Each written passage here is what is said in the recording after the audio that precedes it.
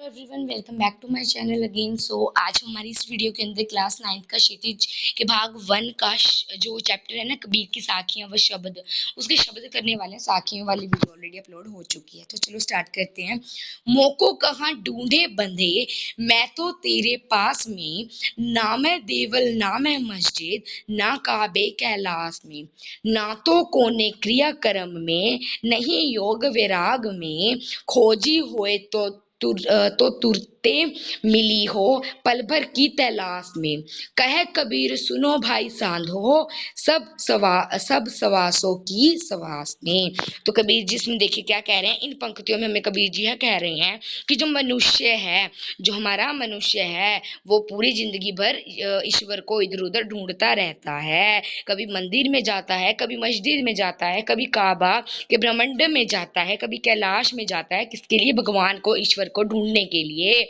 वह ईश्वर को पाने के लिए पूजा करता है, पाठ करता है, तंत्र मंत्र करता है। जिसे कबीर जी ने कहा है कि वह अपना पूरा जीवन इसी में क्या कर देते हैं, समाप्त हो जाता है उनका जीवन। वो इसी में सारा अपने जीवन को व्यर्थ गुजार देते हैं। इसी प्रकार वह अपने जीवन का सारा समय गुजार देते हैं। जबकि जो ईश्वर होते हैं वो उनके पास ही होते हैं, उनकी सांसों में होते हैं, उनके हृदय में, उनके दिल में बसे हुए होते हैं, उनकी आत्मा में होते हैं। वह पल भर में मिल जा सकते हैं, वो हमें पल भर में मिल सकते हैं, हमें इतने ढूंढने की कोई जरूरत नहीं होती है।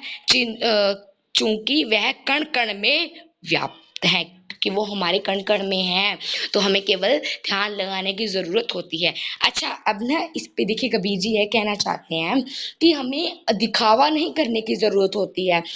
अगर आपको भगवान के दर्शन ही करने हैं तो अभी आप जहाँ बैठे हैं, आप अपनी कक्षा में बैठकर भी भगवान का ध्यान कर सकते हैं। ठीक है, तो आप भगवान का ध्यान कर सकते हैं ना वहां पे बैठ के भी, तो मतलब कहीं भी बैठ के आप कर सकते हो, भगवान आपके पास ही होते हैं। अच्छा, तो इसके रिलेटेड ना एक स्टोरी अभी मेरे माइंड में है, वो सिलेबस के अंदर नहीं है, वो एक्स्ट्रा है, थोड़ी सी वीडियो छोटी होगी हमारी, तो चलो वो स्टोरी सुना देती हूँ आपको। देखिए क्या होता है, एक बार ना एक पंडित होता है और एक बस ड्राइवर होता है। जो पंडित होता है उसका क्या काम होता है, वो अपना पूरा सारा जीवन किसमें व्यर्थ गुजार देते हैं, वो पूजा पाठ करते रहते हैं। वो हमारे उसमें मंदिरों में भगवान की पूजा करते हैं। वहीं जो हमारे वो बस ड्राइवर होते हैं ना, वो क्या करते हैं, वो इतनी ज्यादा मतलब भयानक खतरनाक बस चलाते हैं ना, मतलब कि जो यात्री उसमें सवार होते हैं ना उसकी बस में, वो बिल्कुल डरे हुए होते हैं। वो बहुत ज्यादा भयानक बस चलाते हैं, बिल्कुल झटकेदार बस को चलाते हैं वो। तो क्या होता है फिर, वो दोनों पंडित और जो बस ड्राइवर होते हैं ना, दोनों की मृत्यु हो जाती है किसी कारण। तो मृत्यु हो जाने के बाद, ये एक देखिए काल्पनिक स्टोरी है, तो आप इसको रियल मत समझिएगा, इमेजिनरी स्टोरी है जस्ट। तो फिर वो मरने के बाद क्या होता है, वहाँ पे जो हमारे क्या नाम होता है, जो देखिए अब मेरे दिमाग में नाम नहीं आ रहा है। फिर वहां से वहां पर उन्हें वो पूछते हैं कि जो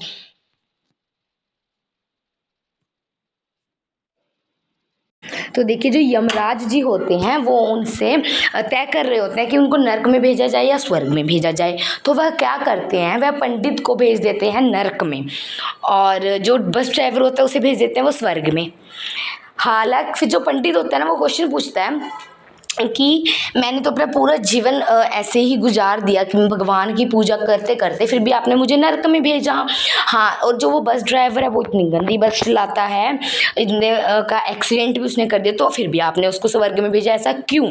ठीक है, तो ऐसा क्यों, अन्याय क्यों हो रहा है मेरे साथ, ऐसा मतलब उसने क्वेश्चन पूछा। तो जो हमारे यमराज जी होते हैं उन्होंने क्या आंसर दिया कि देखो, जब तुम पूजा कर रहे हो, पूजा पाठ कर रहे होते हो ना अपने मंदिर में, तो पीछे जो बैठे सभी भक्त होते हैं ना, वो सो रहे होते हैं।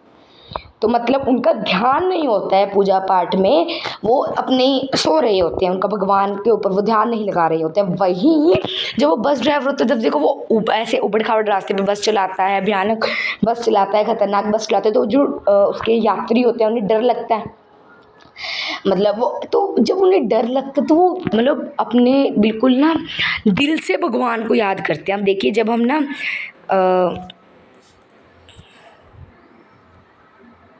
देखिए, जब हम ना किसी मुसीबत में होते हैं तो हम हमारे दिल से भगवान को याद करते हैं। जैसे मान लीजिए आज आपका स्कूल में टेस्ट होने वाला है, तो आप दिल से भगवान जी को याद करते हो कि भगवान जी प्लीज़ यार टीचर एब्सेंट हो जाए, भगवान जी यार टीचर हमारे टेस्ट लेना भूल जाए। ऐसा मतलब बिल्कुल ध्यान से भगवान जी को याद करते हो। तो इसलिए उन्हें यमराज जी ने कहा कि जब वो बस चलाता था ना, तो जो पीछे यात्री बैठे थे वो दिल से भगवान को याद करते थे, तो इसीलिए उसने उसको स्वर्ग में भेजा कि उसके कारण वो यात्री भगवान को याद करते थे। और जब वो पंडित पूजा कर रहा होता था तो वो सो रहे होते थे। ये था, मतलब ये स्टोरी जस्ट मैंने आपको इसलिए समझाई है कि हमें भगवान को याद करने के लिए ना किसी हमें इन्वायरमेंट की ज़रूरत नहीं होती, हम कहीं पर भी भगवान को याद कर सकते हैं दिल से। इसके ऊपर वैसे स्टोरी तो एक और है, चलो देखते हैं, अगर टाइम बचा तो करवा देती हूँ मैं आपको इस वाले शब्द के बाद। नेक्स्ट शब्द करते हैं, संतो भाई आई ज्ञान की आंधी रे, भ्रम की टाटी सब उडानी, माया रह न बांधी, हिति चित्त की दवै धूनी गिरानी, मोह बलिंडा टूटा,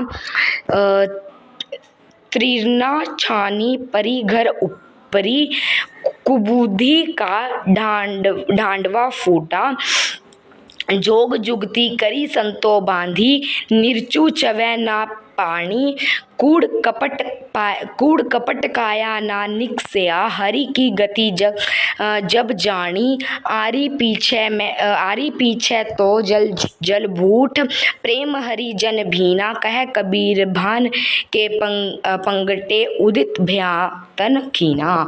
तो अर्थ देख लेते हैं इसका। इन पंक्तियों में जो हमें कबीरदास जी हैं वे यह कहना चाहते हैं कि ज्ञान की महत्वता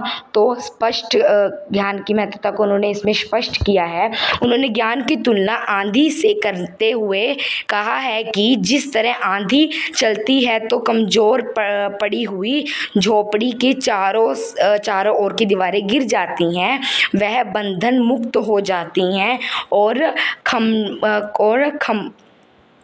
खंबे धराशायी हो जाते हैं। उसी प्रकार जब व्यक्ति को ज्ञान प्राप्त होता है तब मन के सारे भ्रम दूर हो जाते हैं, सारे बंधन टूट जाते हैं।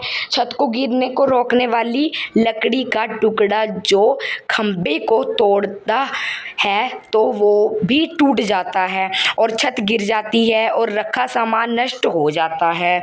इसी प्रकार ज्ञान प्राप्त होने पर व्यक्ति स्वार्थ रहित हो जाता है, उसका मोह भंग हो जाता है, जिससे उसके अंदर का लालच मिट जाता है और मन का समस्त विकार नष्ट हो जाता है। परंतु जिसका घर मजबूत रहता है, यानी जिसके मन में कोई कपट नहीं होता है, साधु स्वभाव के होते हैं, उन्हीं आंधी का कोई प्रभाव नहीं पड़ता है। आंधी के बाद वर्षा के सारी चीज़ें धुल जाती हैं। उसी तरह ज्ञान प्राप्ति के बाद मन निर्मल हो जाता है, व्यक्ति ईश्वर के भजन में लीन हो जाता है। तो यह थी हमारा शब्द, तो हमारा शब्द था, इतना ही है बस। और आपको एक रियल लाइफ इंसिडेंस और बताती हूँ, मतलब इंसिडेंस नहीं है। अब देखिए, मान लीजिए ना, अभी जब हमारी अष्टमी वगैरह स्टार्ट हो जाती हैं तो क्या करती हैं औरतें होते जो मर्द होते हैं वो सुबह सुबह उठ के ना मंदिरों में चले जाते हैं। वो इतना सारा फ्रूट लेके ना फिर मंदिरों में चले जाते हैं। तो वो फ्रूट किसके लिए लेके जाते हैं? वो मंदिरों में लेके जाते हैं। बट वहीं अगर ना रास्ते में उन्हें कोई छोटा बच्चा मिल जाए जो कि कुछ खाने को मांग रहा होता है, वो उनको बिल्कुल भी फ्रूट नहीं देंगे। वो इनको बिल्कुल भी फ्रूट नहीं देंगे। क्यों?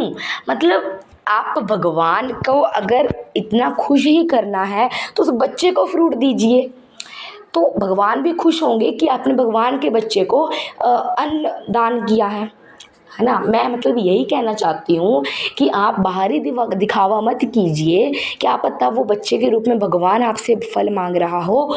तो इसीलिए हर किसी की मदद कीजिए, भेदभाव ना रखिए अपने मन में, और बिल्कुल निर्मल अपना मन रखिए, अच्छे विचार लाइए मन में, अच्छी अच्छी पढ़ाई कीजिए, अपने माता पिता व अध्यापकों को खुश कीजिए, और हमारे चैनल से पढ़िए, हमारे चैनल को सब्सक्राइब कीजिए, लाइक कीजिए, शेयर कीजिए।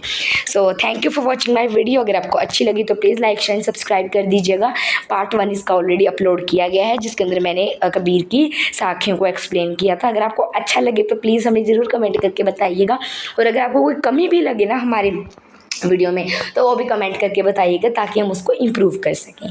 सो थैंक यू फॉर वॉचिंग। और वन मोर थिंग, अगर आपको कोई और भी वीडियो चाहिए ना क्वेश्चन आंसर्स की, या फिर कुछ और एक्स्ट्रा नोट्स की पॉइंट्स की, जिस भी चीज़ की, तो यू कैन कमेंट में डाउन। हम उस पे भी मतलब अगले ही दिन आपको, अगर आप कमेंट करिएगा तो अगले ही दिन आपको उस पर वीडियो भी अपलोड मिल जाएगी। कोई भी चैप्टर आपको चाहिए आप हमें कमेंट कीजिए, हम उसी पर वीडियो बनाएंगे।